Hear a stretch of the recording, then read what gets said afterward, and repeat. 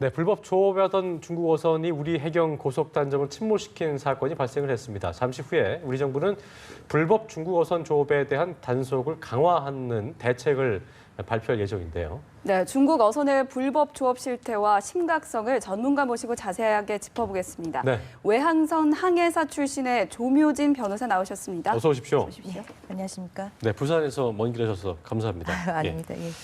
자, 지난 금요일이었습니다. 이게 뭐 불법 조업으로 이런 일이 일어난 게 뭐 한두 번은 아닙니다만 상당히 위험했죠. 인천 앞바다에서 불법 조업하던 중국 어선이 우리 그 해경 배를 부딪히고 들이받고 침몰시킨 다음에 도주한 사건이 있었는데요. 이게 진짜 위험한 상태였죠. 어느 정도의 사건이라고 볼 수 있을까요? 해경 단정이 지금 알려진 바에 의하면 한 10m, 4.5톤 정도의 아주 작은 소형선이라고 볼 수가 있습니다. 네네. 그리고 재질도 굉장히 취약한 재질로 되어 있었을 것입니다. 그런데 지금까지 나온 중국 어선은 철제선이고 100톤 가량의 아주 상대적으로 크군요. 그렇죠. 예. 상대적으로 상당히 큰 배가 작은 선박을 고의로 아하. 힘껏 충돌한 그런 충격을 해서 충돌 사고를 일으킨 사건이라고 볼 수 있습니다. 네. 그렇게 되면 작은 배가 아무래도 약하니까 그렇게 큰 힘으로 충격을 하게 되면 부서지거나 가라앉거나 하는 큰 문제가 생길 수밖에 없는 상황인 거죠. 다행히 인명피해는 없었네요. 예, 그렇습니다. 다행히 그때 단정 안에 있던 그 단정장 그분께서 그 충돌 순간에 제가 알기로는 뛰어내리셨다라고 알고 있습니다. 바다로 뛰어내리셔서 마침 그 구명조끼도 입고 계셨을 것이고요. 그래서 다른 단정함에서 그분을 구조한 것으로 그렇게 알고 있습니다. 조 변호사님도 이제 항해를 직접 배를 네. 운항하셨기 때문에 예. 느끼시겠지만 우리가 운전하다가 이제 큰 차량이 우리 차를 부딪히려고 하면 공포심 같잖아요. 네, 그러니까 맞습니다. 4.5톤급의 배를 몰고 가고 있는데 100톤급이 들이받는다면 이건 엄청나게 큰 공포로 다가올 수 있는 부분인 거죠. 그렇죠. 저희도 상선을 운항을 하다 보면 본의 아니게 사고를 내는 경우들이 있습니다. 예, 예. 또는 저도 그런 경험들이 있습니다만 사고 직전까지 가는 아주 급박한 상황들이 올 수가 있습니다.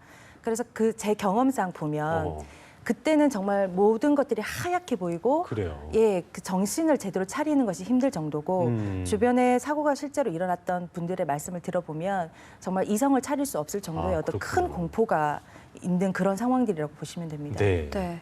자, 이렇게 중국 어선들이 흉기로 해경을 위협하는 사건은 정말 어제 오늘 일이 아닌 것 같습니다. 그렇습니다. 최근에 보면 접근조차 못하도록 아예 쇠창살을 두는 어선도 있다고 하는데요.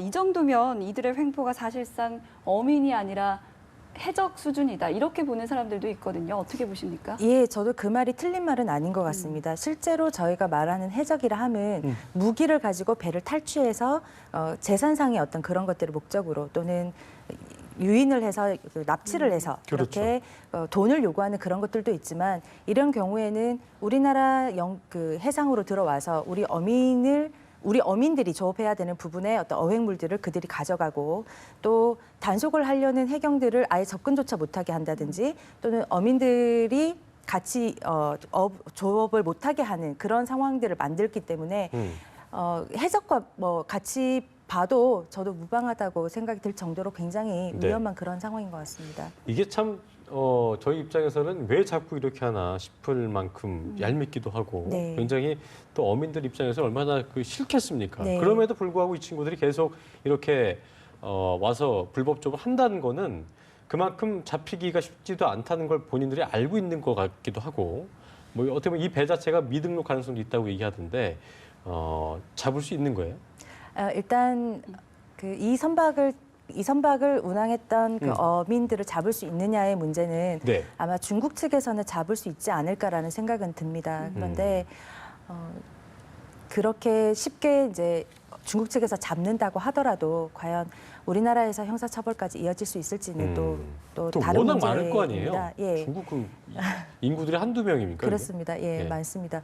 그 우리나라 그러니까 해양경비안전본부하고 중국의 그 해경국이라고 있습니다. 네네. 우리나라의 해양경비안전서 같은 그런 역할을 하는 곳이 있는데 그 2015년 12월 경에 이제 그 MOU, 그러니까 협약을 체결을 했었죠. 그래서 상당히 많은 부분을 공조를 하고 있는데 예. 그렇게 해서 어민을 불법 조업하는 그 중국 어선들을 단속하기에는 사실상 굉장히 한계가 있는 것 같습니다. 잠깐만 중국 측에서는 이성적 처리 요청하고 있는데 네. 이 부분은 어떻게 보세요?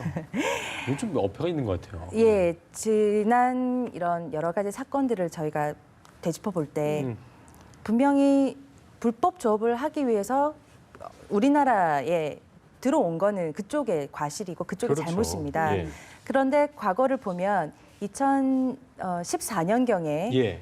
우리나라 서해에서 그러니까 조업을 하던 그 불법 어선 선장을 이제 그 총격에 의해서 사망케 한 사건이 있었습니다. 예. 그때도 분명히 저희 쪽에서 보면 불법으로 들어온 사람을 진압하던 과정에서 생명의 위협을 느껴서 분명히 총기를 발사했을 것 같은데 그럼에도 불구하고 당시 중국에서는 굉장히 우리나라를 많이 이제 비판을 많이 했었죠.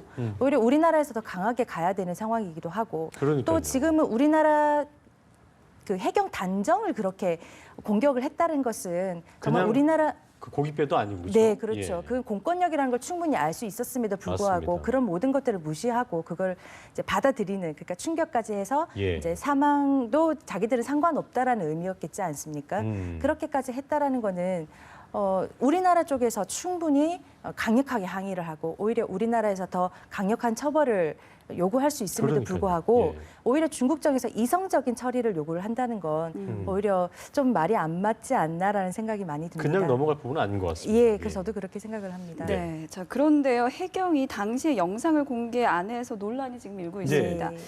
해경은 과잉 진압 논란이 있을 수 있기 때문에 공개를 하지 않았다 이렇게 밝히고 있는데 그동안 이 사진과 영상은 공개되지 않았습니까? 네, 부분도 많이 조금, 예, 애매한 대부분 것 같아요. 거의 예. 공개가 되었었습니다. 네.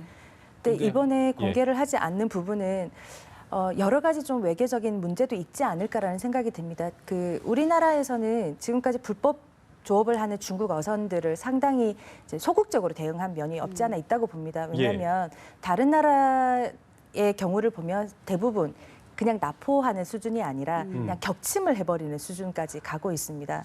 그럼에도 불구하고 우리나라는 항상 우리나라 서해상에서 우리나라 어민이 피해를 보고 우리나라 해경이 위협을 느낌에도 불구하고 거기에 대해서 크게 저희가 적극적으로 대응을 하지 못했었거든요. 그런 부분들을 봤을 때는 우리나라가 충분히 그 강하게 대응을 할 수 있음에도 불구하고 아무래도 외교적인 부분이 없지 않아 있는 것 같습니다. 북한과의 문제도 좀 있고요. 예. 그래서 이번에도 물론 당연히 공개를 해야 되는 게 맞다라고 생각은 합니다만 그런 부분에 있어서 생각이 그러니까 이게 많은 것 같습니다. 쉽게 얘기해서 중국 눈치 봐가지고 저기 뭐 쉽게 못 내놓는 거예요? 그런 거예요? 그 여러 가지 문제들이 있지 않을까 싶습니다. 그 제가 조금 이제 그동안 기사를 본 결과에 의하면 네. 북한이 중국에 서해와 동해 어업권을 또 팔았지 않습니까? 그랬고 예. 또 북한은 우리가 언제든 도발할 것을 또 기다리고 있고 또 가깝다 중국과 우리나라가 가깝다 보니까 이런 예. 많은 외교적인 문제가 마찰을 일으킬 수도 있기 때문에 네. 좀 조심스럽게 다가가는 면은 있는 것 같습니다만 네. 그래도 이렇게까지 소극적으로 할 필요는 없지 않나 그런 생각이 네. 듭니다. 봤더니 인도네시아 같은 경우에는요 올해 5월에 그 나투나 해역에 저기 해군 조업 중이었던 그 중국 저인망 어선에다가 발포까지 했고 예. 이후에 이제 또 뭐 중국이 조금 아쉬운 소리를 서운한 소리를 하니까 항의를 하니까 이후에 더 뭐 F-16 전투기까지 배치했다고 하더라고요. 그러니까 이제 그런 부분에 있어서 우리 해경의 생명을 위협했다는 부분에 있어서 우리도 좀 자유권 차원에서만 대응했다. 좀 앞으로 이렇게 좀 소극적이면 안 되겠다. 부실 대응에 대한 지적도 좀 나오고 있거든요. 이 부분은 어떻게 저희가 좀 대응을 해야 될까요? 제가 좀 드리고 싶은 말씀은 우리나라가 그 지금 현재 서해에 불법 조업을 하고 있는 중국 선박들을 뭐 납포를 하거나 그 이제 단속을 하게 될 경우에는 상당히 처벌이 약한 걸로 알고 있습니다. 네. 그 배타적 경제 수역법이라는 것이 있는데 그 법을 위반해서 이제 조업을 했다라는 이유로 해경이나 이렇게 와서 이제 수사를 받게 되지 않습니까? 그러면 결국은 그 납포한 선박의 선장 또는 그 납포한 선박의 선주, 중국 선주에게 일종의 그 벌금 같은 그런 돈을 이제 내라고 통보를 합니다. 그렇게 예. 통보를 하고 나면 그 중국에서 그 돈을 내면 그냥 약식 기소처럼 해서 그냥 퇴거 조치를 순방을 하고요. 해주는군요. 예. 그리고 돈을 내지 못하면 일반 우리나라 형사 절차처럼 구속을 하고 그다음에 형사 처벌을 하게 됩니다만 결국은 이 법이 벌금형밖에 없다고 알고 있습니다. 저 불법 포획한 거를 다 몰수하거나 그러지는 않는 거죠. 예, 그 돈을 주면 어. 그 다 주는 걸로 알고 있는데 아하. 그렇게 될 경우에는 결국은 돈으로 모든 것을 다 배상을 하거나 아니면 그 유치장에서 노역으로 벌금만큼을 이제 다시 하게 유치장에서 노역을 해서 벌금만큼 이제 그걸 일수를 하게 되면 없애게 결국은 되는 거군요. 예, 그냥 그렇게 풀려나게 되는 것이 됩니다. 그래서 그 좀 처벌이 약한 것 같고 또 지난번에 2014년도에 그 아까 언급했던 그 중국 불법 조업하시던 선장의 사망 사건 그때도 사망을 한 후에 한 이틀 정도는 불법 조업을 하던 선박들이 상당히 감소했다라는 그 언론 보도가 있었습니다. 그런 것을 봤을 때 우리나라도 좀 강하게 처벌을 하든지 아니면 인도네시아나 다른 외국처럼 예. 그렇게 강하게 간다면 또 다른 방법들이 생기지 않을까라는 생각도 해볼 수 있습니다. 네. 예. 이게 보니까 해경이 그래서 이제 공격받으면은 총기 사용해야 된다. 네. 해야죠. 네. 지금 해경이 지금 당할 뻔했는데 네. 이제 할 수 있는 게 한포 사용이라는 부분인 건데 이게 매뉴얼은 있지만 현장에서는 좀 무용지물이라고 얘기를 하더라고요. 예. 이 부분이 이제 이번 사건을 통해서 이후에 좀 달라져야 될 텐데요. 네. 어떻게 좀 사용 가능할까요? 분명히 그런 부분은 저희도 다 구비를 하고 있다는 것은 맞습니다. 네. 결국은 정부가 또는 외교부가 얼마나 우리 해경이 이런 무기를 사용했을 때 그것을 방어해주고 보호해줄 수 있느냐의 문제인 것 같습니다. 우리 해경도 총기나 첨단 무기들을 가지고 있지 않는 건 아닙니다. 그럼에도 불구하고 사용하지 못하는 것은 그것을 사용했을 때 그리고 그 총기를 사용한 그 해경 우리 공무원이 그것을 정당하게 우리나라에서 보호받을 수 있는가 그런 문제가 결국은 직결된다고 생각을 합니다. 그래서 네. 좀 더 정부가 외교적으로 또 그리고 우리 그 공무원들의 또 해경들의 그 안전이나 이런 것들을 보호해주는 그런 차원에서 조금 더 힘을 실어준다면 네. 충분히 사용할 수 있는 부분이 아닌가 싶습니다. 그렇습니다.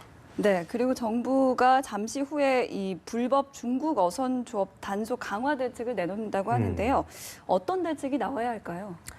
결국은 조금 전에 말씀드린 것처럼 무기 사용? 예, 무기 사용도 중요하지만 외교적으로도 중요하고. 근데 이게 한마디로 일축할 수가 없는 게 이미 전 세계적으로 중국 어선들이 너무나 많이 불법 조업을 하고 있어서 보니까 모두 다 공공의 문제가 적이래요. 이제 우리만 그런 게 아니고 문제가 예. 되고 있고 요즘에 이슈화가 되고 있는 게 아르헨티나에서 중국 어선들을 이제 격침한 사건, 예. 인도네시아에서 중국 어선을 격침한 사건, 그리고 러시아에서도 중국 어선을 러시아는 또 동맹국 쪽이 되게 좀 우호적인 사이인데도 불구하고 예, 그럼에도 그렇게. 불구하고 격침을 한 사건들이 있습니다. 네. 그 아르헨티나의 경우에는 그 우리나라에서 요번에 그 중국 어선이 단정을 들이받았듯이 아르헨티나 경비대의 그 한 경비선을 역시 마찬가지로 들이받으려고 했었다고 그런 기사가 있었습니다.